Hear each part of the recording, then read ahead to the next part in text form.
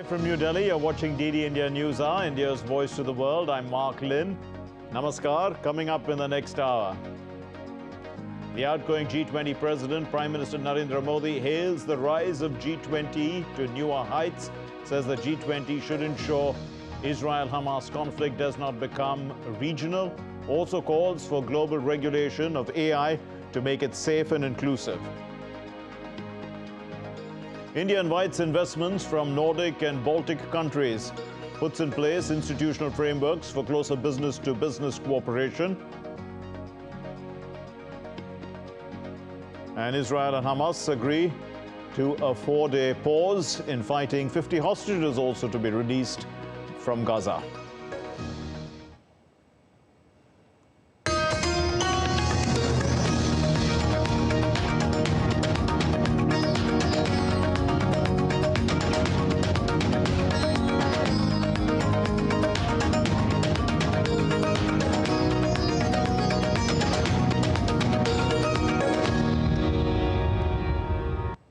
The Indian Prime Minister Narendra Modi chaired the virtual summit of the G20 leaders on Wednesday evening to discuss the implementation of the Delhi Declaration adopted in September and also several new challenges that have emerged since then. While addressing the summit, the Prime Minister Modi, spoke about India's steadfast commitment to work for the welfare of all. आज संकटों के जो बादल हम देख रहे हैं, one family में वह ताकत है कि हम शांति के लिए काम कर सकते हैं। मानवीय कल्याण के दृष्टिकोण से हम आतंक और हिंसा के विरुद्ध और मानवता के प्रति अपनी आवाज बुलंद कर सकते हैं। आज विश्व की मानवता की इस अपेक्षा की पूर्ति के लिए भारत कदम से कदम मिलाकर चलने के लिए तत्पर है। Now at the G20 Virtual Summit, Prime Minister Modi also touched upon the ongoing deep fake issue and the need for the use of technology to be used in a responsible manner. आज artificial intelligence के युग में technology को responsible तरीके से उपयोग में लाने की जरूरत है। पूरी दुनिया में एआई के नेगेटिव यूज को लेकर चिंता बढ़ रही है। भारत की स्पष्ट सोच है कि एआई के वैश्विक रेगुलेशन को लेकर हमें मिलकर काम करना चाहिए। डीप फेक समाज के लिए, व्यक्ति के लिए कितना खतरनाक है, इसकी गंभीरता को समझते हुए हमें आगे बढ़ना होगा। हम चाहते हैं कि AI should reach the people and it must be safe for the society. At the virtual G20 summit, the Prime Minister Modi, informed the member states that the Global Digital Public Infrastructure Repository is now ready, and with an aim to implement DPI in countries of the Global South, Prime Minister Modi announced the establishment of the Social Impact Fund.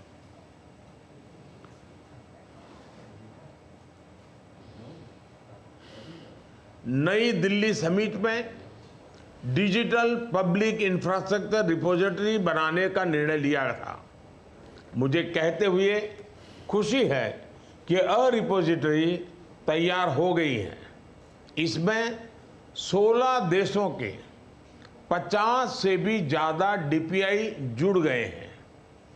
Global south के देशों में DPI implement करने के लिए मैं social impact fund स्थापित करने का प्रस्ताव रखता हूं। भारत की ओर से मैं इसमें $25 मिलियन की प्रारंभिक राशि की जोड़ने की घोषणा भी करता हूं। And Dr. Rajan Kumar, Associate Professor at the School of International Studies at Jawaharlal Nehru University, joins us now. Dr. Kumar, thanks for being with us. Now, let's put into context the importance of a follow-up summit before, the presidency is handed over. How important is this kind of or how unique is this? number one, this is the first time that this was essentially meant to take a stock of the developments about the implementation of the commitments made during the G20 meeting at Delhi. So that was the purpose, but somehow the geopolitical situation has changed.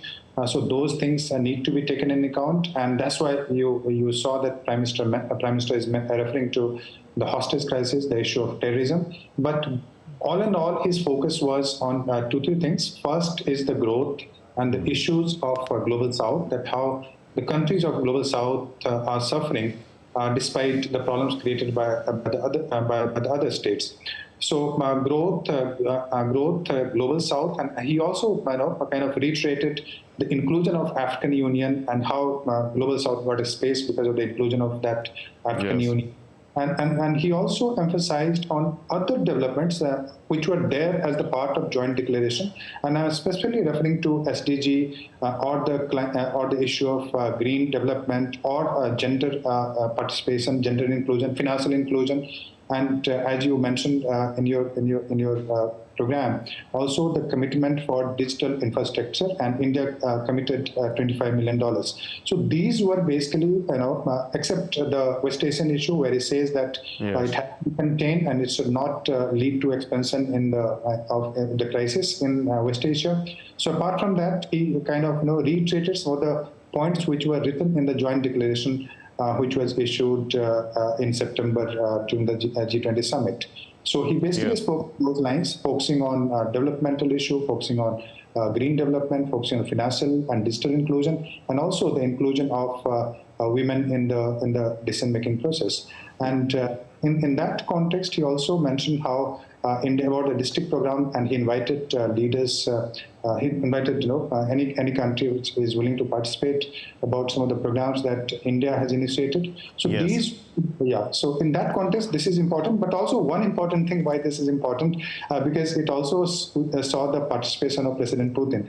As you know that he couldn't come in the last summit, so his participation was very important. Chinese president skipped this also, but the same Li Qiang, he participated, so that's fine. So it was also participated by most of the members, so that's very interesting. Important, yes. And let's look at the importance then of G20, especially how it's grown, the importance as a grouping under India's presidency, achieving quite a lot. An uncontested Delhi declaration, unanimous. And now you mentioned also that the times have changed, new challenges have come up. And there is the Israel-Hamas issue, but also the issue of the misuse of artificial intelligence. And how important, Prime Minister bringing all this right up while speaking? I think these things are very important in today's context. Whether it's the issue of artificial intelligence or the issue of cybersecurity or cryptocurrency, these were the things which were also mentioned in the joint declaration. So what we saw today, that there was a very special mention of this deep fake created by AI system, and and he said that how AI can be used for the people's purposes, for social impact purposes, rather than for creating deep fakes. And in India also, we have seen recently some of the controversies where one South Indian actress, and later on one video also emerged where Prime Minister his own deep fake was made, although in a very positive light. But these are the issues which are not any specific state issue. These are international issues because it can originate from any place, and cooperation is very, very necessary. AI is extremely important for research, for creativity, for a lot of other things. But at the same time, one has to control and contain the negative use by a lot of people who are trying to tarnish the image of celebrities. So these are the issues which were raised and which requires international collaboration, and that's exactly the reason why Prime Minister kind of talked about this issue in the summit. Dr. Kumar, also, I mean, if we look, you did mention about the Global South, and that agenda of the Global South is going to continue under the troika of Brazil, South Africa, and India. So how important was it for India to raise this during its presidency, bringing it, making it so important that it's going to require at the end of the day a sort of a balance that will take place, a balancing of the global economy in a sense, as a result of the voice of the Global South coming to the forefront? The voice of the Global South is becoming increasingly important, and I was just a few days back, the Sherpa Amitabh Kant, G20 Sherpa, he was in my university, and he was saying that the future of growth is in the Global South. And the countries which are going to be extremely important are the countries of Africa, and of course countries like Brazil, India, China, etc. So the 60 to 80% of the economies in future would be controlled, or at least the growth part would be coming from the countries of the Global South.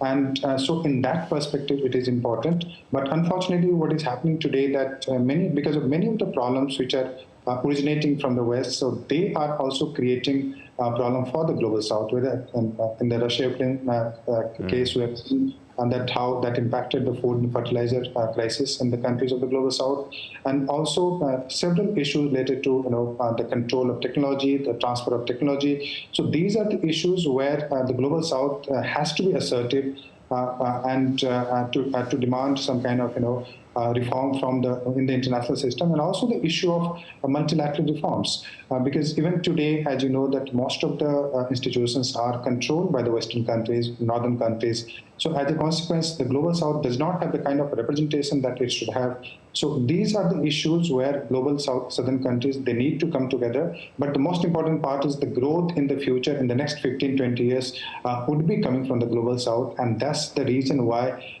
India has started focusing on Global South. And the Prime Minister highlighted how the inclusion of African Union in the G20, that kind of, that was a message. Although even today, there are just two representations from Africa in G20. One is South Africa, and now you have the African Union. Yes. So much more representation would be needed from Latin America, from Africa, and also from other countries. But G20 is taking the issue of taking the concept of Global South very seriously, and also let's understand that Global South is not necessarily a geographical concept; it's a geopolitical concept. Yes, yes. Geographically, India and China in the northern hemisphere, but it's a geopolitical issue. It's a kind of it's a way to connect with the countries which have suffered because of colonialism or some kind of exploitation by the West. So Global South as a whole, although I won't say that the Global South is united or is divided, but the countries are becoming very important because of growth, development, and because of future demography also.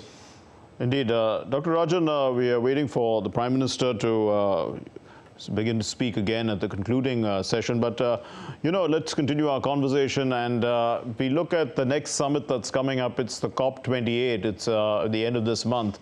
So, should G20 and decisions taken at G20, or should G20 be speaking in a sort of a common voice just before the conference of parties takes place on the issues of environment?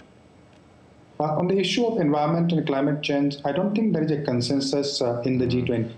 And the countries, several countries, for instance, India, on that issue, India is closer to China than it is with the Western states.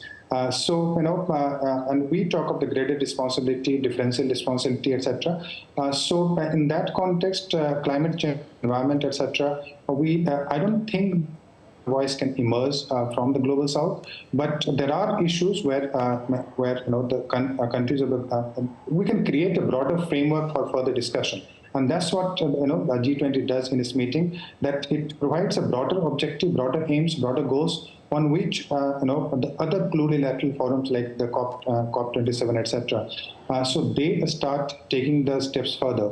But the countries have committed. All the countries of the world today, they are committed to this issue of controlling the emission of carbon, etc. So there is a consensus broadly emerging, and I don't see any country objecting to that. Even China, which used to object earlier, and China now is taking the issue of climate change very, very seriously. India takes it very seriously. India has started transforming, started focusing on green energy. It has committed till till 2030 and then 75, etc. So it has already made commitment. Other countries of the G20, they are also committing. But again, there are issues where we do not necessarily agree with the countries of the West. So that greater responsibility and differential responsibility is important. Stay with us, Dr. Rajan. We'll play out a few more sound bites of the Prime Minister's opening remarks, and we'll continue our discussion. Prime Minister Modi also highlighted that the concerns of the Global South countries need to be prioritized, something that Dr. Rajan and I were talking about just a little while ago. 21वीं सदी के विश्व को आगे बढ़ते हुए global south की चिंताओं को सर्वोच्च प्राथमिकता देनी होगी। ग्लोबल साउथ के देश ऐसी अनेक कठिनाइयों से गुजर रहे हैं जिनके लिए वे जिम्मेदार नहीं है। इस संदर्भ में समय की मांग है कि हम डेवलपमेंट एजेंडा को अपना पूर्ण समर्थन दें। And on the release of 50 hostages held in Gaza, the Prime Minister during the G20 Virtual Summit welcomed this news that's come in and also hoped that all the other hostages will be released soon. आतंकवाद हम सभी को अस्वीकार्य है। Civilians की मौत कहीं भी हो निंदनीय है। आज हुए हॉस्टेजेस के रिलीज के समाचार का हम स्वागत करते हैं। उम्मीद करते हैं कि सभी हॉस्टेजेस जल्दी रिहा हो जाएंगे। मानवीय सहायता का समय से और निरंतर पहुंचना आवश्यक है। यह सुनिश्चित करना भी जरूरी है कि इजरायल और हमास की लड़ाई किसी तरह का क्षेत्रीय रूप धारण न कर लें। And Dr. Rajan Kumar is still with us. Dr. Rajan Kumar, let's talk again a little bit about the Israel-Hamas issue, because there was also a BRICS summit that was held on the same issue. The global community seems to be looking at this issue. It's dominating most of the, the conversations at this important time. So, what do you think? I mean, is this something that is getting the due focus right now, or is it, as a result of, let's say, I mean, there are other important issues that are being put into the background? Yeah, definitely there are other important issues, but at the moment, the most important geopolitical crisis that the world is witnessing is the Israel and Hamas. There are several reasons why all the countries and media all over the world, they are concerned about this issue. One is that there is a fear that it might escalate to a larger level, that other countries like Lebanon, Iran might get involved. So that's one fear. There is also a fear that if the crisis escalates, this energy supply from these countries might be impacted. So all the countries throughout the world, they're extremely concerned about that this crisis should be contained, should not expand to conflagrate to other regions, etc. And the third is also the kind of visuals which are coming, and that is impacting the mind of the people throughout the world, because there's a lot of civilian damages, civilian casualty is taking place, and that kind of image is impacting the way people are thinking about this crisis. So these are the reasons why this crisis has become extremely important. Now, the other which is still going on, for instance, the Ukrainian crisis, that has become the footnote now. So there's no focus of the international media on that crisis. And also there's crisis in Sudan, for instance, and in a number of other places. But this has become the most important crisis for the states as well as international media. But the presence of President Putin at this summit, would you think that that would have, brought the focus a little bit back onto the Ukraine and Russia conflict? Just to show that the West has not Ukraine. Recently, we saw some visits taking place from Europe and also the secretary of U.S. secretaries. But again, somehow, see, the difference between Ukraine and Israel is the difference between a real child and the adopted child. I've written about it in a newspaper also. Ukraine is the adopted child, and Israel is the real child of West. So there is a differential kind of treatment when it comes to the Western treatment of Ukraine and Israel. So Israel is extremely important for the West. They want to control West Asia through Israel, and Israel has a very deep ties with the United States. The Jewish lobby is very powerful in the United States. They have very intricate linkages in terms of political, diplomatic, cultural, defense ties, etc. So Israel issue has become extremely important for the United States and also for other countries. And also in many parts of the Europe, there is a guilt feeling because of the World War, Holocaust, etc. So they want to, they don't want to abandon Israel at this point of time. Okay. So Israel is important, and Israel is important for Europe. Let's talk a little bit also about the economic issues that were raised during the Delhi Declaration. That focused also, one of the important points was on on climate financing as well. It was raised by India during the September New Delhi summit, and once again, I mean, the focus is going to be at COP28. But you have said also that not everyone is speaking in one voice, but at least the voice of the global South seems to be they're all speaking on in the same voice, isn't it, as far as climate is concerned? Yes, there is a consensus that we need to kind of contain the climate change. And you need the finance as well. The climate finance is important. Finance is very important from the global South perspective, because the Western countries have committed hundreds of dollars, but they're not even fulfilling even 15 to 20% of the target. So that's exactly the problem with the climate finance. And they are saying that the countries of the global South, they should cut the emission. But for cutting the emission and installing new technologies, they need finances. But the Western countries are neither willing to give the technology nor provide financial support to these countries. So that's a fundamental issue, another difference between the Western approach to climate change and the global southern countries for the climate change. And if you see the per capita emission, so even today, countries like India, there is a huge difference between carbon emission done by the Western countries per capita and the carbon emission done by the countries in the global South. And we need to industrialize, because we need to catch up. We have a huge countries of the global South, they have a huge population, so they need to support in terms of providing bringing people out of this poverty. For that, they industrialize, they need to develop infrastructure, but unfortunately they do not have the finances, and the Western countries, they're not meeting the commitment. They're not meeting the commitment of providing technology, or in terms of providing finances for transition to green technology. And even the ODA commitments, they are not meeting. They have never met, actually, the Western countries. Okay. So the broader issues on the issue of financing here. Stay with us, Dr. Rajan Kumar. We'll play out a particular story, and then we'll come back to you for comments. India is hosting the virtual G20 Leaders Summit. It's currently on. It's a follow-up on the crucial decisions made by the grouping in September. Let's take a look at the important initiatives that were taken under India's G20 presidency. India hosted the G20 Leaders Summit for the first time in 2023. Indian Prime Minister Narendra Modi chaired the summit on September 9-10. Over 200 meetings were organized in 60 Indian cities.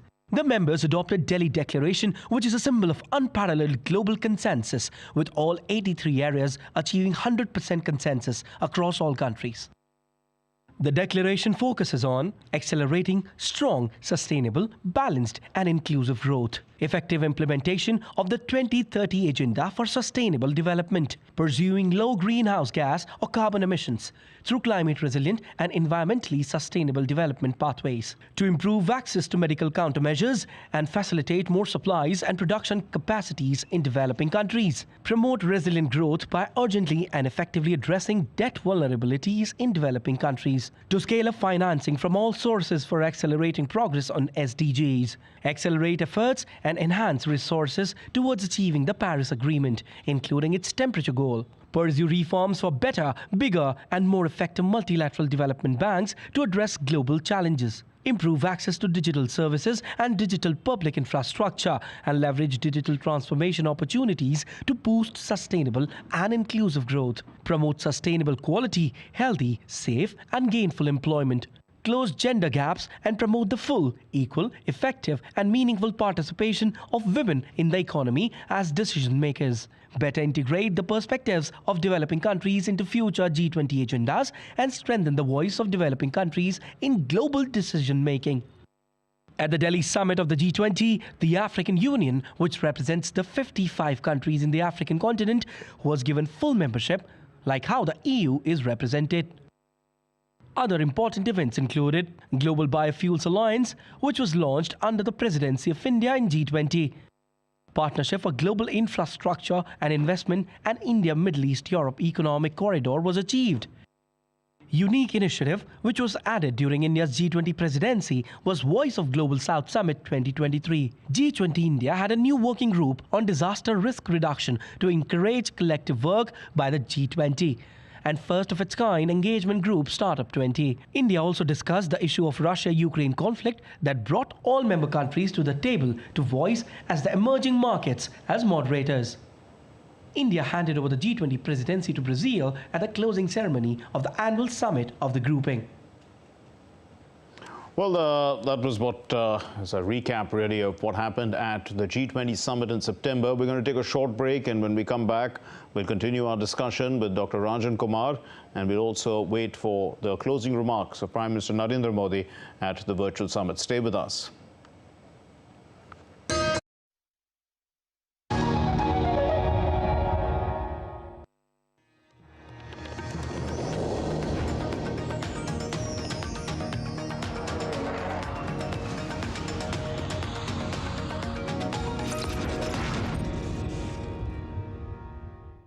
अच्छी चीजों में समय लगता है, खूबसूरती निखारने में वक्त लगता है। Beautiful designs take time, लेकिन KYC अपडेट मिनटों में। KYC अपडेट अब आप घर बैठे बैठे भी कर सकते हैं। Registered email, registered mobile number, online banking से, आधार, OTP बेस्ड eKYC से, या फिर वीडियो KYC से। यहाँ तक कि अकाउंट भी घर बैठे बैठे खोला जा सकता है। RBI कहता है, इन्हीं से सुनिए, जानकार बनिए, सतर्क रहिए।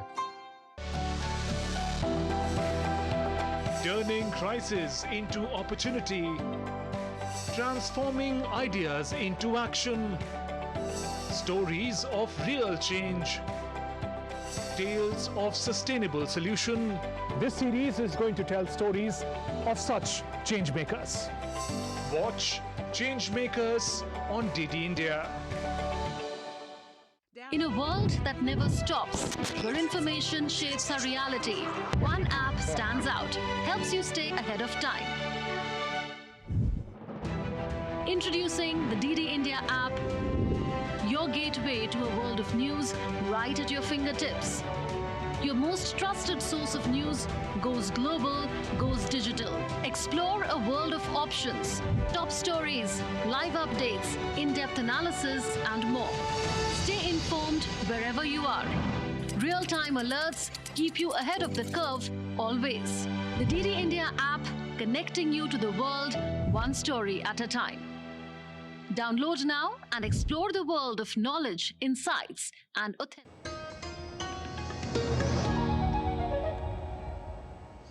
Welcome back. You're watching DD India News Hour, and we are counting down actually till the closing session of the virtual summit of the G20. The concluding remarks will be given by Prime Minister Narendra Modi, who currently chairs the G20.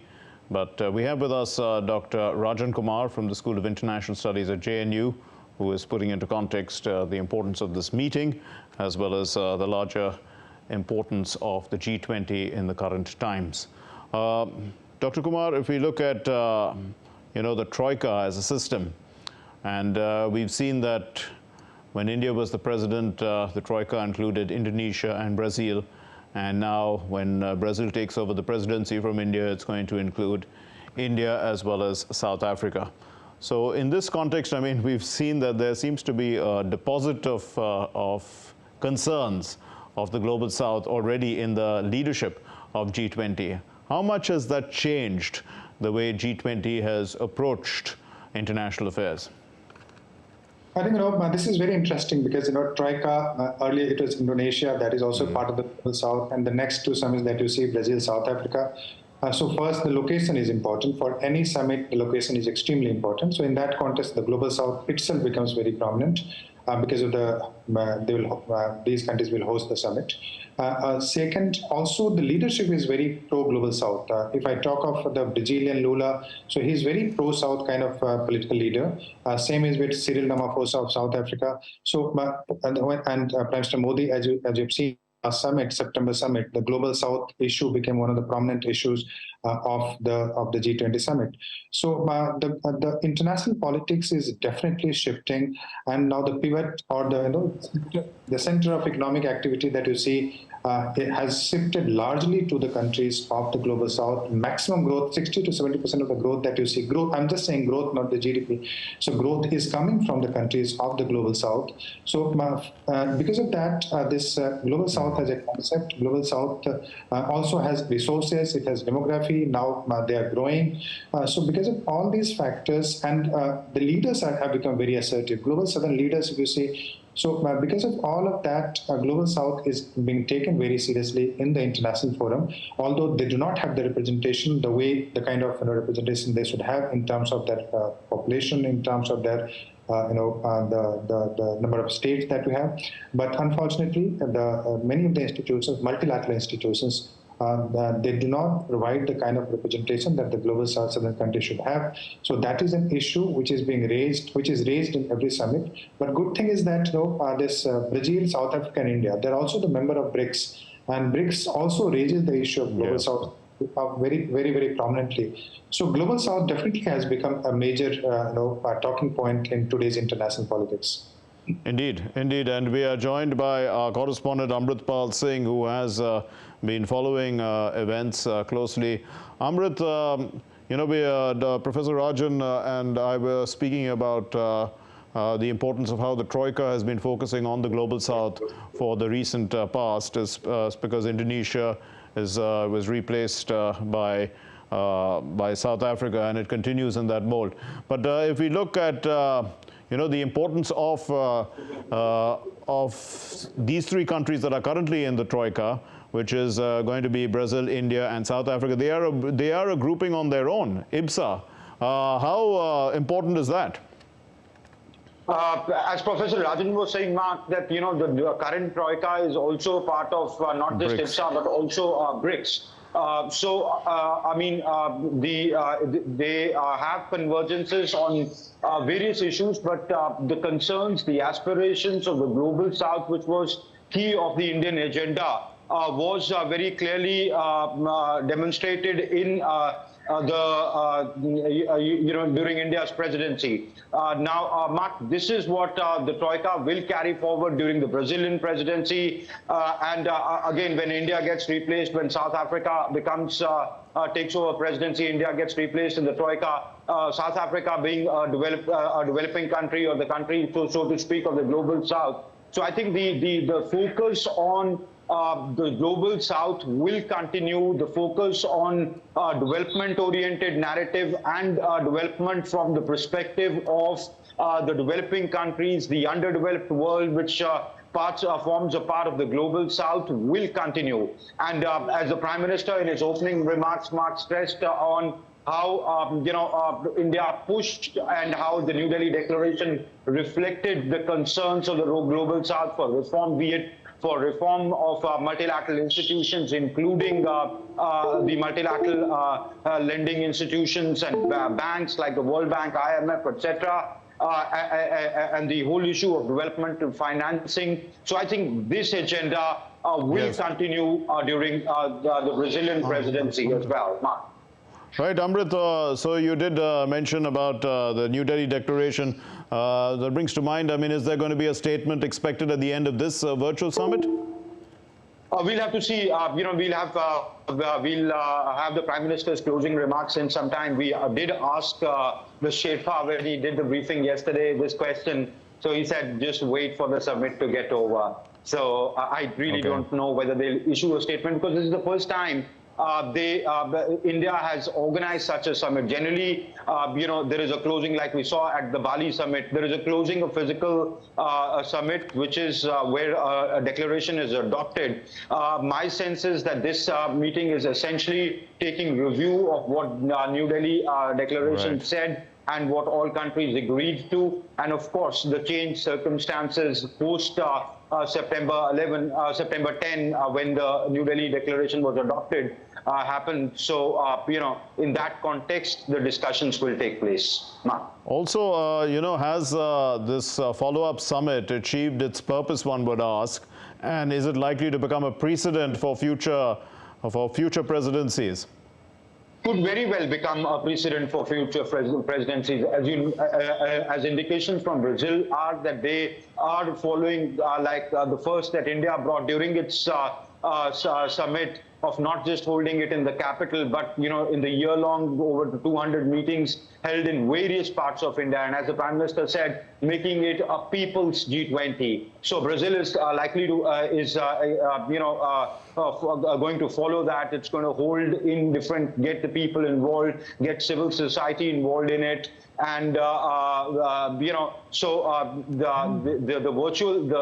holding a virtual summit post the physical summit could very well become a precedence for hosting countries, because their tenure continues for some more time. Like in the case of India, it ends on the 30th of this month. Mark. Also, this is something I was discussing with Professor Rajan earlier, the importance of the summit, and seeing the G20 speaking in one voice, taking common positions. Of course, there are many issues at which there is divergence, but at least the New Delhi declaration spoken about had unanimity. So do you think that, this can be evolved over time and through the numerous meetings that are likely to take place, that, G20 will emerge as taking positions that are going to affect multilateral fora? Yes and no, both. I mean, New Delhi was, India was very successful in getting all players on board right in the midst of, the ongoing Ukraine-Russia conflict, and we know the divergences between Russian camp and the Western camp. But India was able to get that unanimity through, and which was reflected in the New Delhi declaration. I covered the Bali summit also, and that time the war had just begun. There were clear divergences, and the Bali summit was able to get, there was a Bali declaration, but you could see the divergences there.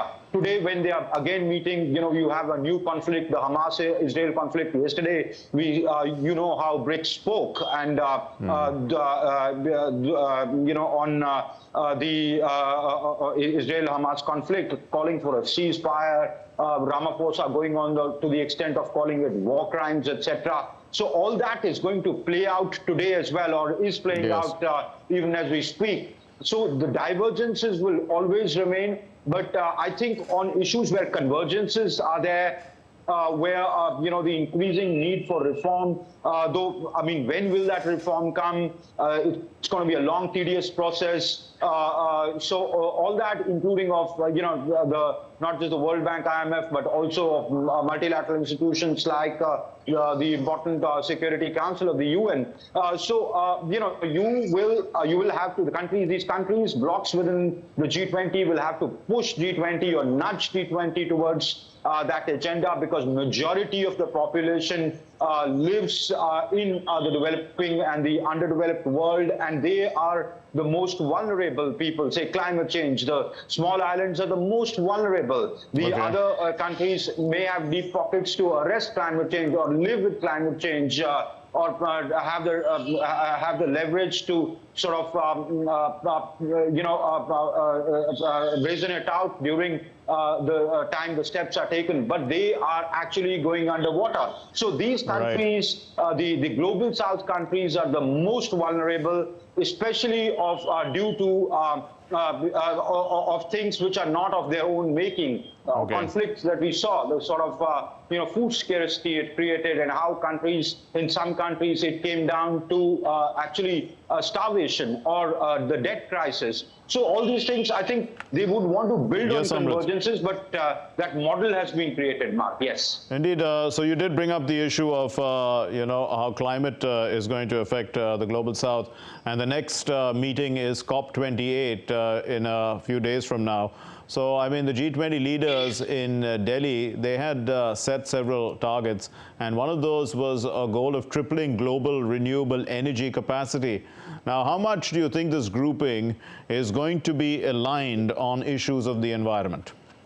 Well, as the Prime Minister said in his opening remarks this evening, when the G20 leaders, gathered virtually, he said that he pointed this particular thing out, that we in Delhi had agreed to that, and we need to stay the course. COP28 is coming. So I think India is trying to keep the focus on that, and many other countries are trying to keep the focus on that. We saw that during the Voice of the Global South Summit, the focus on climate change. So I think these countries are going to keep the focus on that. How it plays out, how much of the commitments are kept, because promises have been made at various COP summit and not kept, including on climate change, on SDGs. There is admissible progress on the SDGs, for example. Right. So, you need to keep the pressure on, and that's the only way forward, Mark. As far as, the minute-to-minute program, in a sense, is of the virtual summit, are we likely to have a press conference at the end of it? That's right. And when is the Prime Minister expected to speak at the closing, make his closing remarks? Right now, other leaders are speaking. So therefore, earlier the Prime Minister's presser was slated. The Prime Minister's closing remarks were slated for 7:30. Obviously, because those leaders, these are important issues, and especially given the time that it is happening while the Israel-Hamas conflict is on, and we know the divergences of the world on that issue. So it has sort of got extended. So the Prime Minister could speak any time after the leaders finish, and then there is a presser after that by the External Affairs Minister, Dr. S. Shankar, on what really transpired and what were the outcomes of today's virtual meeting, Mark. So we'll keep coming back to you, Amrit. Stay with us. My producers are saying we'll turn once again to our guest, Dr. Rajan Kumar, for his expertise. So you heard Amrit, he's covering the summit from close quarters. There is a little delay. Of course, the leaders are talking about various other issues. How would you look at that? Most probably it's largely to do with Israel-Hamas to a large extent. I think, in this summit, if I were part of it, I'll be watching for the statement from Russia. I'll be watching for a statement from China, and of course, United States, and Saudi Arabia also. So these are the countries which matter in the context of the crisis that you see today. I'm referring specifically to the Israel-Hamas crisis. So these are the countries which can play a very, very important role, because Russia has massive influence on Iran, and it can put pressure on Iran, and that's probably the only country along with China which can put pressure on Iran. So in the BRICS, China is also proposing a kind of international conference for peace on the issue of this Palestine. So I suspect that the same might be reiterated by Li Qiang in the summit today. All of them would be expressing some kind of relief that the hostages have been released, but they might argue for some kind of further release of hostages. And some of the countries will very strongly demand today in today's summit the immediate ceasefire. China, Russia, South Africa, Brazil taking somewhat middle line. So these are, and Saudi Arabia also. So there are several countries which will demand immediate ceasefire on the issue of Israel-Hamas. So and apart from that, the other issues which have been raised by you and also by the Prime Minister, so they'll also be reiterated by many of the countries here. Indeed, and also if we look at the issue that the Prime Minister raised during his opening remarks, which was of artificial intelligence, India would be hosting a conference on artificial intelligence later this year. to try and build, a global framework to say that, after all, there's a lot of positive use of artificial intelligence, but we are concerned about the negative uses as well. So, I mean, if there is a framework that can lead to, us focusing on the positive and easily finding out what is or preventing the negative, then, it's a force for good for the entire world and a force of inclusivity. How important is this, in taking the entire humanity forward? I think this is extremely important, and we all have, in our researches, etc., we all have started using ChatGPT and a lot of artificial intelligence. In media also, this is being used very frequently now. They don't need anchors, so maybe they'll replace you also at some point in time. Yes. But beyond that, there are some dangerous issues involved. For instance, if artificial intelligence takes over, say, for instance, nuclear control, and if it starts deciding for itself. So that is the kind of dangerous situation. Also, there are a lot of scientific researches which are very sensitive, which are very dangerous also in terms of virus researches, other research, and deepfakes, etc. that you already pointed out, the financial transfers, etc. If it starts controlling my or your account or even anyone's bank's account, so that can lead to disaster for their bank. So there are several issues involved with the artificial intelligence. So it is useful, but at the same time it can be very dangerous. And Elon Musk once stated that this is much more dangerous than what we perceive. And after this, President Biden invited a lot of leader of Microsoft, leader of this other companies of artificial intelligence for the meeting. All the countries are doing that, and it is in that spirit that India has proposed this Prime Minister Modi proposed international conference on AI. We leave it there. Thank you very much, Dr. Rajan Kumar. Thank you for putting this into context for us and spending a good time with us on this subject. Thanks for being with us. We'll move on to other stories, and we'll return to the virtual summit of the G20 as and when the Prime Minister begins to speak. But the second India-Nordic Baltic Business Conclave, it started as well in New Delhi today, and the inaugural address was given by none other than the External Affairs Minister, Dr. S. Jaishankar. This two-day event, it aims to bring together various stakeholders to facilitate talks on building new business partnerships and also laying the groundwork for potential policy changes. The conclave is going to focus on sustainability and global supply chain resilience. The event's first edition was held virtually. That was in November of 2020 during the COVID times. And addressing the conclave, India's External Affairs Minister said that India's perspective, the conclave represents an expanding footprint. He said that the event is also a reflection of a globalized era. This conclave is significant because it reflects the growing awareness of our two regions about the possibilities and opportunities in cooperation. This certainly speaks of a more globalized era, but from India's perspective, also of an expanding footprint. The Baltic Sea and the Arctic region have re-emerged in strategic prominence, and conversations about future connectivity and logistics have business implications as well. Jaishankar also said that Nordic and Baltic countries are an innovation and technological powerhouse, and that India offers immense opportunities for tech partnerships with them. Along with the Nordic nations, the Baltic states too are in the forefront of innovations, startups, tech applications, and digital progress. Given the integration between these two regions, it makes eminent sense for India to engage them collectively. India's talent pool, digital adoption, and startup ecosystem align well with the Baltic region's prominence in e-governance, digital innovation, supply chain management, and other frontier industries. As open economies, they have adopted a model of a responsive government, a prudent fiscal policy, a favorable investment climate, and flexible labor markets. Hence, a natural synergy to expand and deepen our relationship further with this region. Addressing the second India-Nordic Baltic business conclave in New Delhi, Finland's trade minister highlighted the increasing people-to-people contacts between India and Finland and said that there is a lot of scope for further improvement.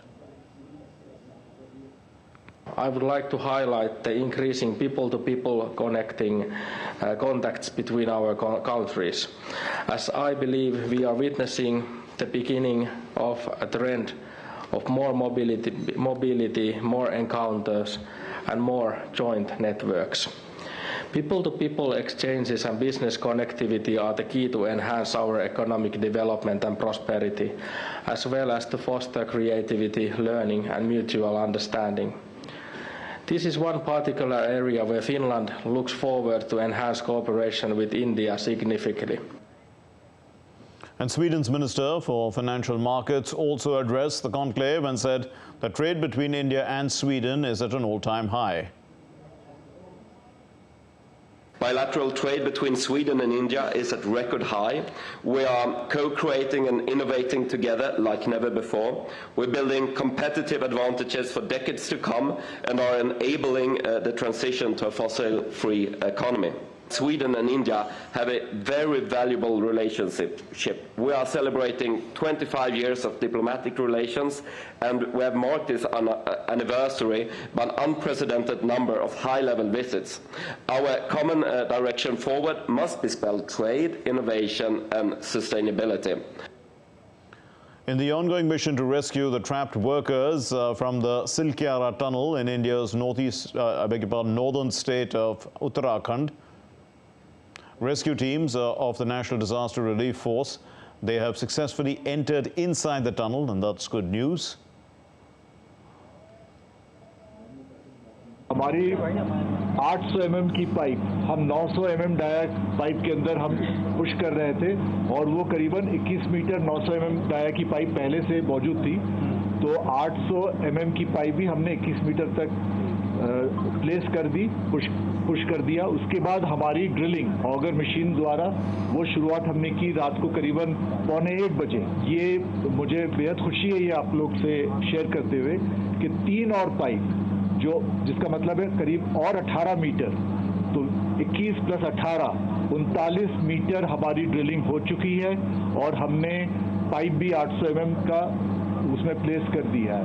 दूसरी एक बात है कि हम दूसरे side से भी barcode side से भी हम हॉरिजॉन्टल ड्रिलिंग कर रहे हैं, उसमें भी हमारी तीसरी ब्लास्ट हो गई रात को और वहां से भी हम अभी 7.9 मीटर लगभग 8 मीटर हम उधर से भी प्रवेश कर चुके हैं। The RBI Governor, Dr. Shaktikanta Das, has said that the perception of the world about India has changed decisively in the last few years. This is because of various factors which are mainly on the economic front, like the current account deficit, which is not a concern at all. That's what he said. He was addressing the FIBAC, which was jointly organized by FICCI and IBA, and he highlighted the contemporary challenges that the world is facing in light of the Russia-Ukraine as well as the Middle East crises in the backdrop of COVID-19 impact one after another. Today, the world is grappling with an unrelenting and unending string of challenges since 2020. Geopolitical conflicts, geoeconomic fragmentations, volatile commodity prices, uncertainty in trajectory of monetary policies and their macro-financial implications, increasing frequency and ferocity of climate shocks, all these prevailing together present a very complicated and, should I say, deadly mix of challenges. The Indian economy rebounded strongly from the COVID-induced contraction of 5.8% in 2021 to a growth of 9.1% in 21-22 and 7.2% in the last financial year 22-23. The international confidence on India's prospects is at a new high. It is an opportune time to make this India's moment and work towards strong, sustainable and inclusive growth. Underlying the key issue with the conduct of monetary policy, he said that the monetary policy actions of the Reserve Bank over the last 1.5 years have been consisting of prioritization of inflation ahead of growth, and also narrowing the liquidity adjustment facility corridor, also increasing the policy repo rate by 250 basis points, draining out excess liquidity together with supply-side measures by the government. And these have facilitated significant softening of headline inflation to 4.9% in October of 2023. The moderation in core inflation in particular is noteworthy. The monetary policy actions of the Reserve Bank over the last 1.5 years, consisting of prioritization of inflation ahead of growth, and as you would recall, we did it in May 2022, or rather April 2022, we did it. That is prioritization of inflation ahead of growth, narrowing the liquidity adjustment facility corridor, increasing the policy repo rate by 250 basis points cumulatively starting May 2022 till now, draining out excess liquidity, together with certain supply-side measures undertaken by the government, have facilitated significant softening of headline inflation to 4.9% in October 2023. The moderation in core inflation in particular is noteworthy. Well, let's take a look at other stories making the news now. The Indian Navy's latest indigenous guided missile destroyer Imphal successfully test-fired the extended-range BrahMos missile at the sea, emphasizing Navy's focus on combat readiness and Atmanirbhar Bharat's shipbuilding prowess. Atmanirbhar Bharat is self-reliant India.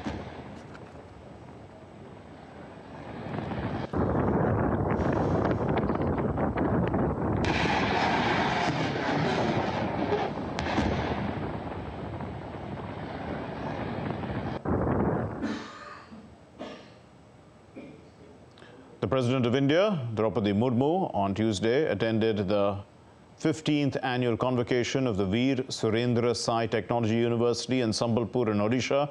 The President presented medals and degrees to the students. Odisha Governor Raghuveer Das, as well as the Union Education Minister Dharmendra Pradhan, were present at the convocation.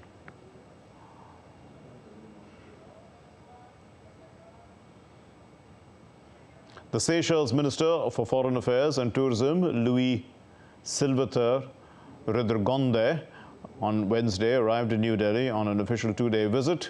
Rodrigonde will be calling on the External Affairs Minister, Dr. S. Jaishankar. The two leaders are going to review the bilateral engagement between India and Seychelles across fields. The Indian Ministry of Textiles launched an e-registration portal for the Sari Walkathon in New Delhi. This walkathon will be organized at the Mumbai Metropolitan Region Development Authority on the 10th of December this year. This is according to the Ministry of Textiles, and the women from across various states of the country are going to be invited to showcase their ways of draping saris.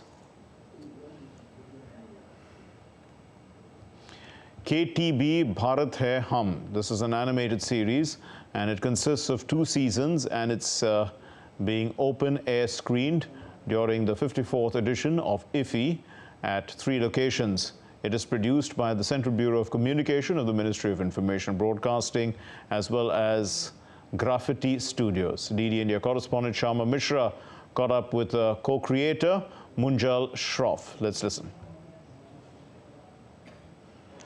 The coastal state of Goa is celebrating the 54th edition of International Film Festival of India. One show is Krish, Trish, Balti Boy, Bharat Hai Hum. We have the producer and co-creator Munjal Shroff with us. Sir, your animated series, is being screened at the open-air screenings. What is it about? And we've also understood that it is made in several languages. So tell us something about it. Krish Trish Balti Boy Bharat Hai Hum is a 52-part series celebrating the unsung heroes of the Indian freedom struggle.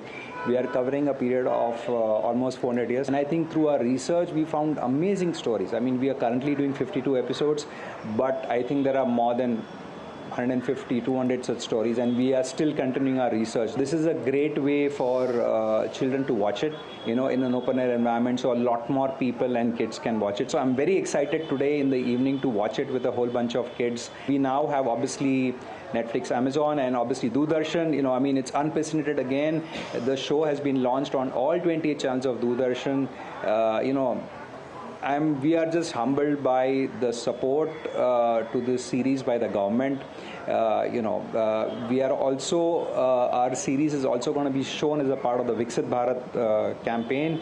So across 250,000 villages, children will get to see this, because all the vans that are going into these villages, they will get to see the show. So again, it's huge. I don't think any animation show has had this level of grassroots penetration. You are humbled. We are thankful to you for bringing out such stories. And when we're talking about such stories, one thrust of this particular government is bringing out the unsung heroes, and through many initiatives. This particular series is also doing the same thing. With camera person Sanjeev Sharma, this is Shama Mishra for DD India, Goa. Still to come here on DD India News Hour. But South Korea to suspend part of the 2018 pact with North Korea after satellite launch. Jeremy Hunt promises to get Britain growing with bold tax cuts expected.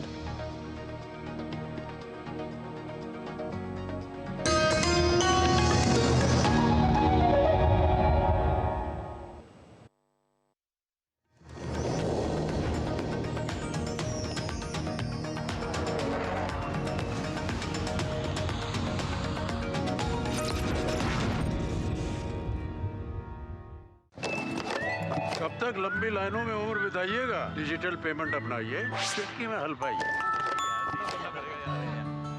पुराने तरीके कब तक अपनाइएगा? Digital payment बहुत आसान है, देखिए चुटकी में पेमेंट चुकाइए। बटुआ ढूंढ रहे हैं? डिजिटल पेमेंट अपनाइए, कभी भी कहीं भी और सुरक्षित। हमने तो इन्हें डिजिटल पेमेंट करना सिखा दिया है। आपने? RBI कहता है कि डिजिटल पेमेंट अपनाओ, औरों को भी सिखाओ। Turning crisis into opportunity, transforming ideas into action, stories of real change, tales of sustainable solution. This series is going to tell stories of such change makers. Watch Change Makers on DD India.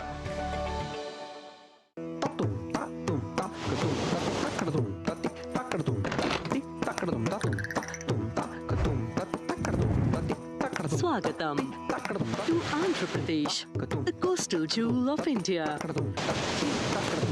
A state steeped in history. From the Gandi Kota Fort to the majestic Gondapalli Fort. A region known as the Rice Bowl of India. A holy land with rivers Krishna and Godavari flowing through it. Every part of this land tells a story of culture and devotion, and of a modern, developed, vibrant India.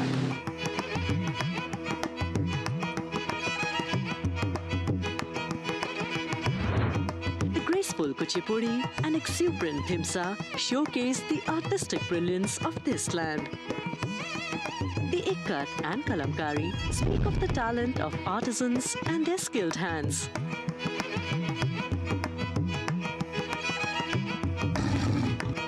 A cultural concoction that unites people in the spirit of Vasudhaiv Kutumbakam. In a world that never stops, where information shapes our reality, one app stands out, helps you stay ahead of time. Introducing the DD India app, your gateway to a world of news right at your fingertips. Your most trusted source of news goes global, goes digital. Explore a world of options, top stories, live updates, in-depth analysis, and more. Stay informed wherever you are. Real-time alerts keep you ahead of the curve always. The DD India app, connecting you to the world, one story at a time. Download now and explore the world of knowledge, insights, and authentic information. Wherever news breaks, whatever it takes. Connecting corners, cutting across continents. Stories that matter from across the globe. Accurate, authentic journalism that serves you right. From politics to glamour, from sports to world affairs. With a fusion of aesthetics and substance. Introducing news in a new avatar. Experience the world through a new lens. Stay tuned to DD India for an exciting journey beyond borders. You're watching DD India News Hour. I'm Mark Lynn. Now, Israel and Hamas announced a deal on Wednesday allowing at least 50 hostages and scores of Palestinian prisoners to be freed while offering the civilians in Gaza a 4-day truce. The deal reached on the day 47 of the conflict. It follows negotiations mediated by Qatar. The official start time of the truce is expected to be announced within 24 hours, with the first hostages to go free on Thursday. Here's Tripti Tripaঠি's report. Israel's government and Hamas agreed on Wednesday to a ceasefire in Gaza for at least 4 days. The deal allows for the release of at least 50 hostages in exchange for up to 150 Palestinians jailed in Israel. It will also enable the entry of food, medicine, and fuel into the enclave. Hamas and allied groups had captured more than 200 hostages when its Qaddar's rampaged to the southern Israeli towns on 7th of October. Only 4 hostages, 2 US and Israeli nationals each, have been released so far. A statement by Israeli Prime Minister Benjamin Netanyahu's office said 50 women and children would be released over 4 days at a rate of at least 10 per day. Beyond that, the truce would be extended as long as an additional 10 hostages were freed per day. It made no mention of the release of Palestinian detainees, but Israel's Justice Ministry published a list of 300 names of Palestinian prisoners who could be freed. For its part, Hamas said that the initial 50 hostages would be released in exchange for 150 Palestinian women and children held in Israeli jails. Outside, there is a lot of nonsense talk. After we cease for the release of the hostages, we will stop the war. So I would like to clarify, we are at war and we will continue to fight until we reach all our goals. In war, there are stages, and also in the returning of hostages, there are stages. But we will not let go until we reach the absolute victory and until we bring them all back. Qatar's chief negotiator, Minister of State at the Foreign Ministry, Mohammed Al-Khulafi, told UK-based news agency Reuters that the truce meant there would be no attack whatsoever. No military movements, no expansion, nothing. He hopes that the deal will lead to a permanent ceasefire. US President Joe Biden was among international leaders who welcomed the deal. A US official says that 3 US nationals, including a 3-year-old girl whose parents were among those killed in the war, are expected to be among the hostages to be released. More than half of the hostages hold foreign or dual citizenship. The hostages belong to some 40 countries. They include citizens from the US, Thailand, UK, France, Argentina, Germany, Chile, Spain, and Portugal. The 7th October attacks by Hamas killed 1,200 people in Israel, mostly civilians. More than 14,000 Gazans have been killed in Israeli retaliatory attacks. Prasar Bharati for DD India. South Korea moved to suspend on Wednesday part of the military agreement that it had signed with North Korea in 2018 after North Korea defied warnings from the United States and its allies and launched a spy satellite. Now, North Korea said that it successfully placed its first spy satellite in orbit on Tuesday and vowed to launch more in the future. In a significant development, South Korea has chosen to suspend a portion of its 2018 military agreement with North Korea in response to North Korea's recent action in launching a spy satellite. South Korean Prime Minister announced the decision following a cabinet meeting. South Korea Defense Ministry also announced that aerial surveillance activities near the border with North Korea will resume. Until mutual trust is restored between North and South Korea, we plan to pursue the partial suspension of the effectiveness of the 9.19 military agreement. This is a necessary measure and the minimum defense action required for our national security. Furthermore, it is a justifiable measure in accordance with our laws. 분명히 보여주고 있는 것입니다. Despite warnings from the United States and its allies, North Korea successfully placed its first spy satellite, Malekyong-1, into the orbit on Tuesday using a Cholima-1 rocket from the northern region of Pyongyang province. Apart from South Korea, Japan also condemned North Korea's late-night satellite launch, labeling it as a violation of UN Security Council resolutions and a threat to the safety of Japanese citizens. Even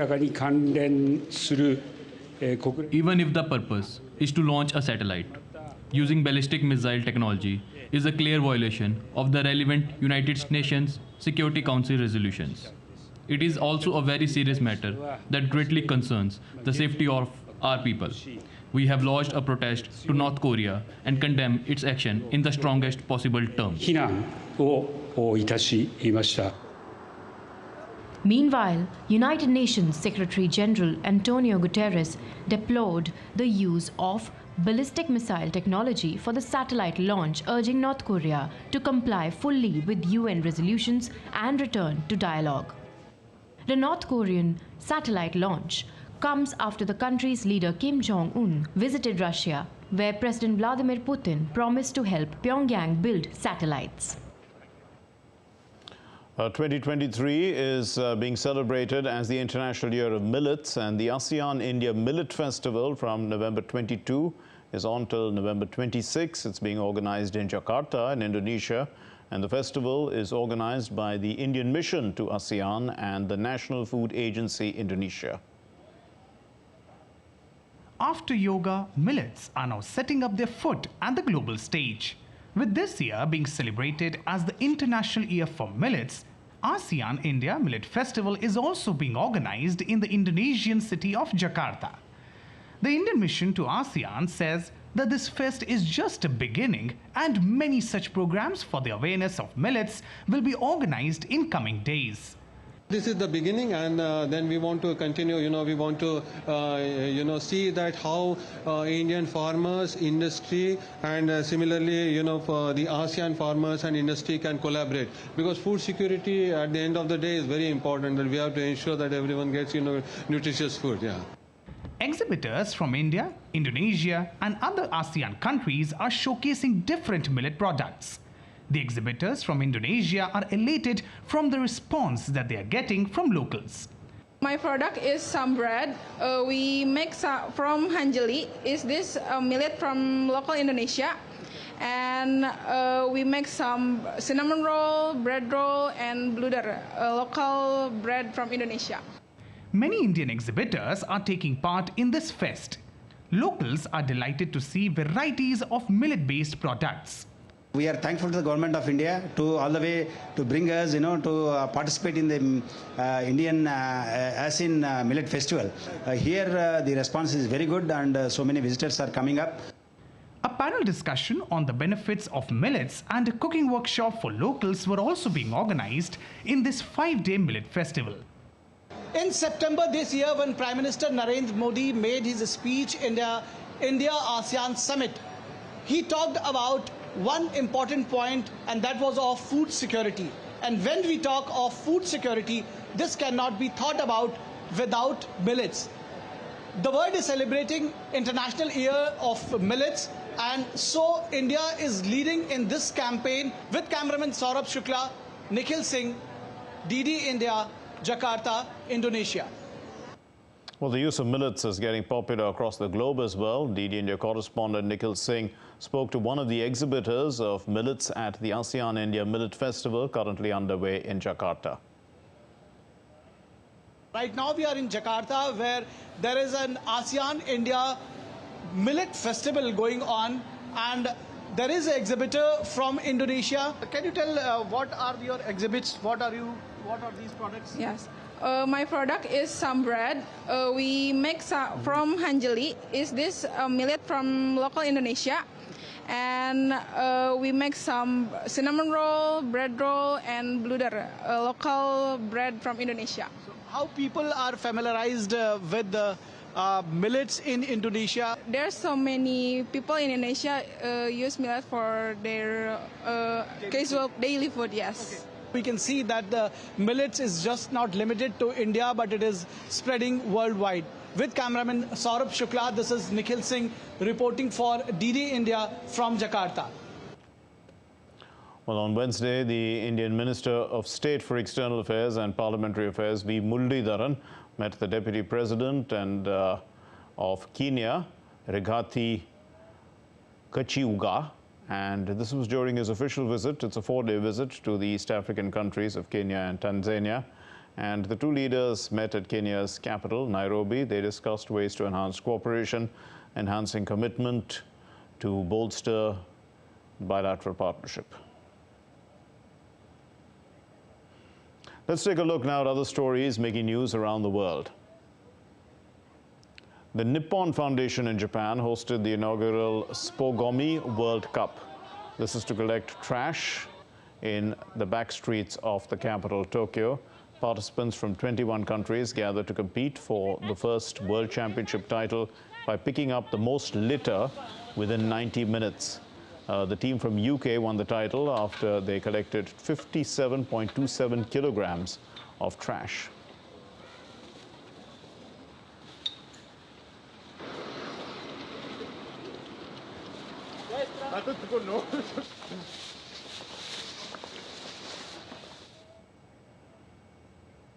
Scientists have developed an artificial intelligence system capable of swiftly and accurately mapping the surface area and outlines of giant icebergs from satellite images.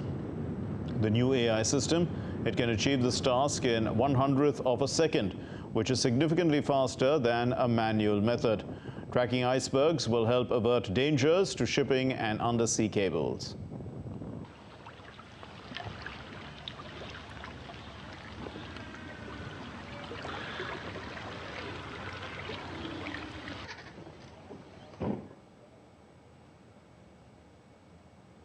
Well, Australia has announced a $382 million plan. This is for cyber health checks and for small businesses to increase cyber law enforcement funding and introducing also mandatory reporting of ransomware attacks under a security overhaul after the country witnessed a spate of attacks. Cybercrime reports in Australia jumped to nearly a quarter in a year in June.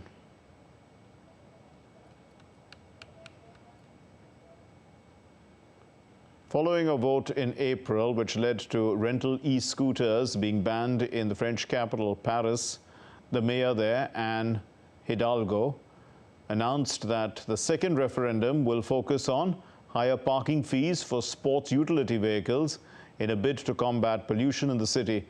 The vote to drive out SUVs will take place on February 4 next year.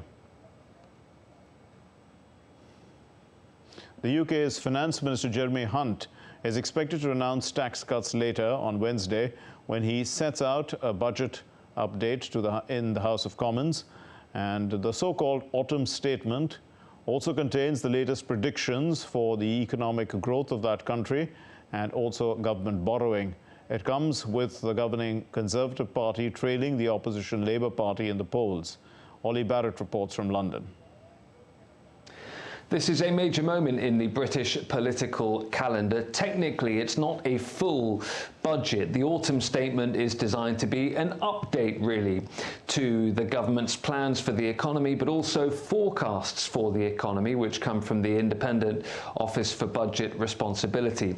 And the Office for Budget Responsibility's forecasts earlier in the year were for much higher public borrowing than has actually turned out to be the case. And that is part of the reason that there is so much expectation now that there will be tax cuts contained in Jeremy Hunt's autumn statement, because it is considered that the government can afford a bit more than it was expecting to be able to at this point in the economic cycle. We're expecting, therefore, announcements perhaps on business taxes or personal taxes that the Chancellor Jeremy Hunt feels that he can afford, because he says that the priority now is to try and make this an autumn statement that leads to economic growth. Part of the reason that is the focus at the moment, he says, is that UK inflation has come down now below 5%, according to the latest figures, and that was a key target of the government at the beginning of the year, to halve inflation from where it was then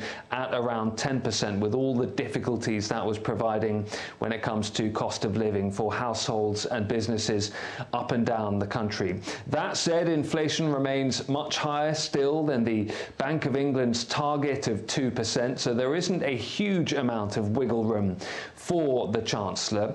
Ollie Barrett in London, reporting for DD India. Well, still to come here on DD India News Hour. The UN General Assembly urges Olympic truce for the 2024 Paris Summer Games.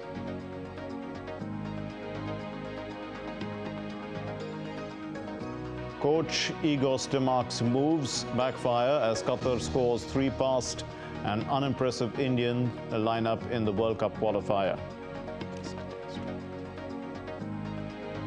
And Nicolas Otamendi's strike helps Argentina beat Brazil to go on top of the FIFA World Cup 2026 qualifier table.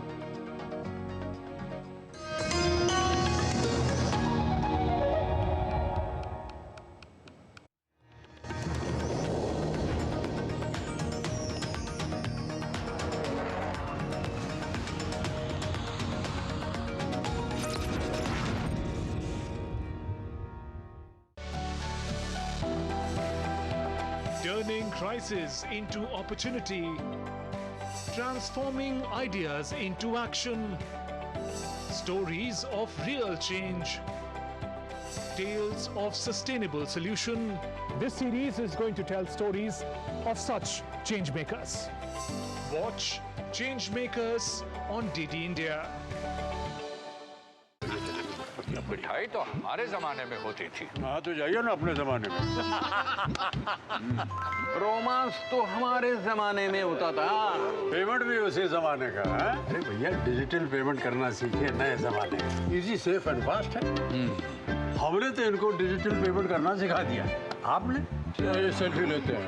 ये हमारे जमाने का है। RBI कहता है कि digital payment अपनाओ औरों को भी सिखाओ। In a world that never stops, where information shapes our reality, one app stands out, helps you stay ahead of time. Introducing the DD India app, your gateway to a world of news right at your fingertips. Your most trusted source of news goes global, goes digital.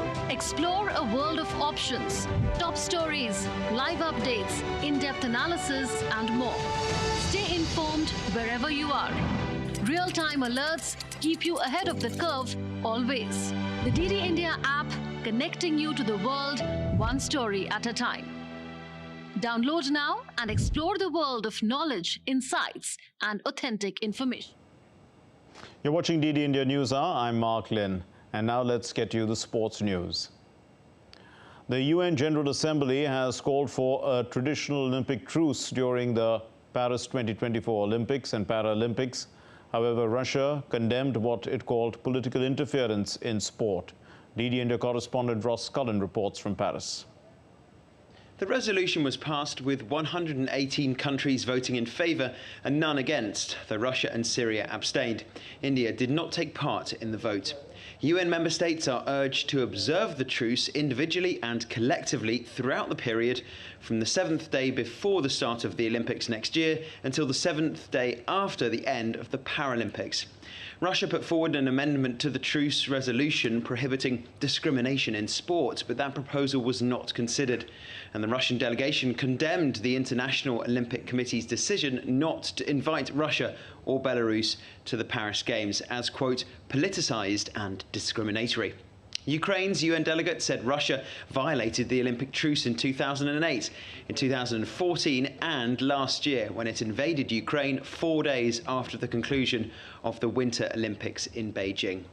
The ancient Greek tradition of a truce began in the 8th century BCE and it was renewed by the International Olympic Committee in 1992. The resolution has become a tradition as it is up for consideration every 2 years in advance of the Summer and Winter Olympic Games. Paris hosts the 2024 Games from the 26th of July next year. In Paris, Ross Cullen reporting for DD India. In a triumph for inclusion and empowerment, Special Olympics Bharat is receiving international acclaim for its outstanding efforts in providing sports training and competitions for individuals with intellectual disability in India. Under the dedicated leadership of the President Mallika Nadda, the organization champions the belief in sports as a catalyst for community unity and individual growth. Narayan Singh reports. Special Olympic Bharat is winning global applause for its fantastic work in providing sports training and competitions for individuals with intellectual disabilities in India. Led by Special Olympic Bharat President Dr. Mallika Nadda, the organization believes strongly in the power of sports to unite communities and create opportunities for growth. SO Bharat President Dr. Mallika Nadda's dedication to the cause is evident in the strides made by Special Olympic Bharat. Through year-round sports training and competitions, the organization is not just promoting physical well-being but also championing the rights and potential of individuals with intellectual disabilities. Chairman of Special Olympic International, Timothy Shriver, and Chief Executive of Special Olympic International, Mary Davis, have showered praise on the organization for its exceptional work. Hello and congratulations, Special Olympics Bharat. My name is Timothy Shriver and I'm deeply honored to be the chair of Special Olympics International, but even more honored to be joining the entire worldwide community in thanking and congratulating you on achieving this enormously important milestone of excellence. I dare say nothing could be more important than working hard so that we educate a generation of young people to grow and develop with the inclusive attitudes and inclusive mindsets that will allow them to create the inclusive world we so desperately need and want. I'm Mary Davis, the Chief Executive of Special Olympics International. You have built schools of inclusion where every student is accepted, respected, and welcomed and included. And as an educator myself, there is no better way to teach things like empathy, courageous action, respect, universal dignity, than through the power of play and through the power of sport. You have done that in such an admirable way through the Unified Champion Schools program. And I want to commend you for achieving this distinction in your country. The acknowledgement from the global leadership of Special Olympic International highlights the organization's role in creating a positive and transformative environment for athletes. As Special Olympic Bharat continues its mission to create a more inclusive society through sports, the global recognition received from Timothy Shriver and the Chief Executive of Special Olympic International serves as a testament to the organization's impactful contribution in shaping a brighter future for those with intellectual disabilities in India. Narayan Singh Sport for DD India. And with that, we conclude News Hour for the moment. Thanks very much for being with us. Namaskar.